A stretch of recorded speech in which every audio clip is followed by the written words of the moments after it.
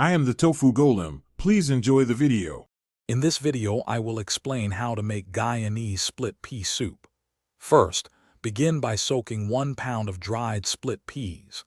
This crucial step softens them, significantly reducing your cooking time later.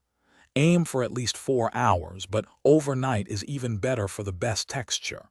This preparation ensures your peas cook evenly and become wonderfully tender.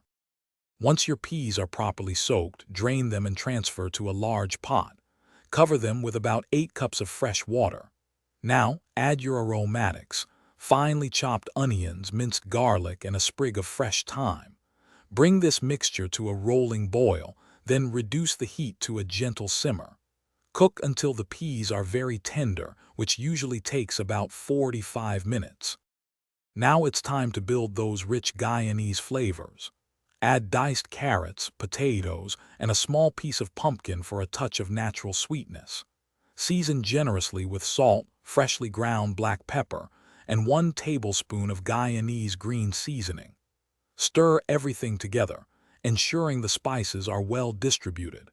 Continue to simmer gently until all the vegetables are fork tender and the soup thickens beautifully.